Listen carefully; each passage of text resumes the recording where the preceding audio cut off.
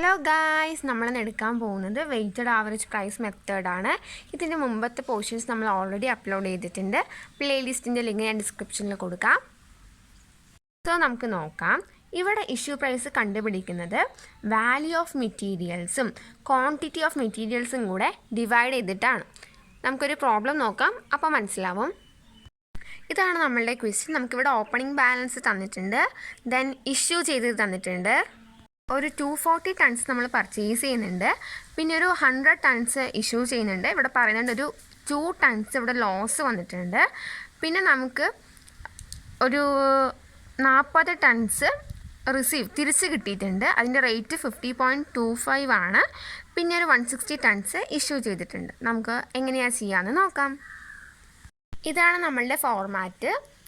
നമ്മൾ മുമ്പ് ചെയ്തിട്ടുള്ള സിമ്പിൾ ആവറേജ് പ്രൈസ് മെത്തേഡ് എങ്ങനെയാണോ അതുപോലെ തന്നെയാണ് ഇതിൻ്റെ ഫോർമാറ്റ് വരുന്നത്. ഇവിടെ റേറ്റ് വരുന്നില്ല, ബാലൻസിൽ ക്വാണ്ടിറ്റിയും എമൗണ്ട് മാത്രമാണ് വരുന്നത്. അപ്പോൾ ഫസ്റ്റ് നമുക്ക് ഓപ്പണിംഗ് ബാലൻസ് ആണ് തന്നിട്ടുള്ളത്. മാർച്ച് 2-ാം തീയതിയാണ്. നമുക്ക് ഡേറ്റിൽ 2 ഡേറ്റ് കൊടുക്കാം. പിന്നെ ഓപ്പണിംഗ് ബാലൻസ് എന്ന് പറയുന്നതാണ് ഇവിടെ. ഇത് റെസിപ്റ്റോ ഇഷ്യൂ അല്ല, ഓൾറെഡി അവിടെ ഉള്ളതാണ്.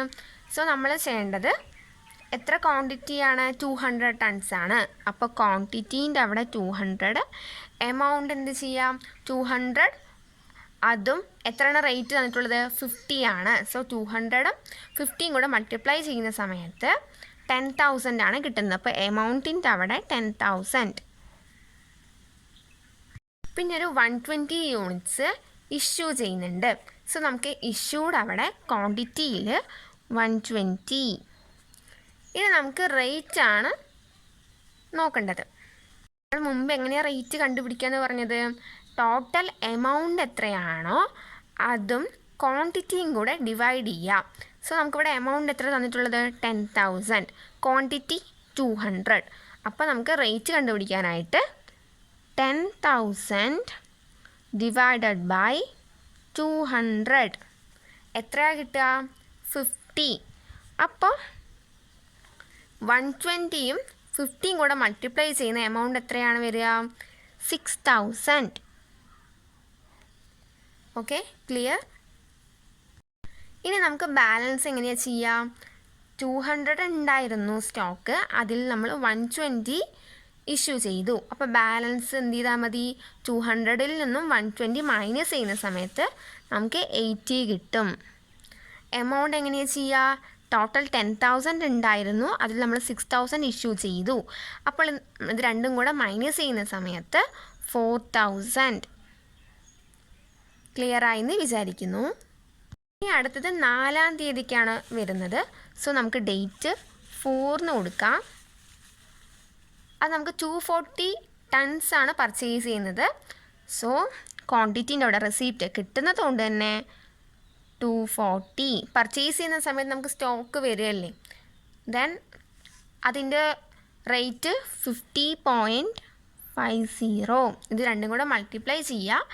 അപ്പോൾ 12,120.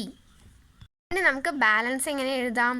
ഇവിടുത്തെ ബാലൻസ് ആയിട്ടുള്ള ഇവിടെ ഓൾറെഡി 80 ഉണ്ട്, നമുക്ക് പുതിയതായിട്ടൊരു 240 പർച്ചേസ് ചെയ്തു. അപ്പോൾ നമ്മൾ രണ്ടും കൂടെ ആഡ് ചെയ്യുന്ന സമയത്ത് 320. എമൗണ്ടിൽ എങ്ങനെയാണ് ചെയ്യാം?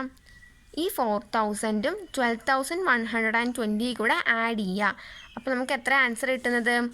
16,120.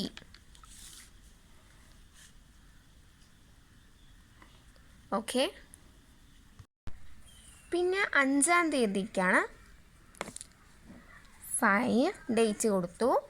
ദെൻ നമുക്ക് നോക്കുന്ന സമയത്ത് 2 ടൺസ് ലോസ് വന്നിട്ടുണ്ട്. ഇപ്പോൾ ലോസ് വരിക എന്ന് പറയുന്നത് എന്താണ്? നമുക്കത് അവിടെ ഇല്ല. സോ നമുക്കത് പോയ പോലെയാണ് കാണിക്കേണ്ടത്. ദാറ്റ് ഈസ് ഇഷ്യൂലാണ് കാണിക്കേണ്ടത്. ഇഷ്യൂവിൽ എത്രയാണ് കാണിക്കേണ്ടത്? 2 ടൺസ് ആണ്. സോ നമുക്ക് ക്വാണ്ടിറ്റിയിൽ 2 കാണിക്കാം. ഇവിടെ നമുക്ക് ഏത് റേറ്റ് എടുക്കണം അങ്ങനെ ഇതൊന്നും വേണ്ട. 2 ടൺസ് ലോസായി. അപ്പം നമുക്ക് ഈ 2 മാത്രം എഴുതിയാൽ മതി. ഓക്കെ, അപ്പോൾ നമുക്ക് ബാലൻസ് എങ്ങനെ എഴുതാം? 320 ഉണ്ടായിരുന്നു, അതിൽ നിന്ന് 2 പോയി. അപ്പോൾ നമുക്ക് എത്ര ഉണ്ടാവും? 318. എമൗണ്ട് സെയിം തന്നെയാണ്.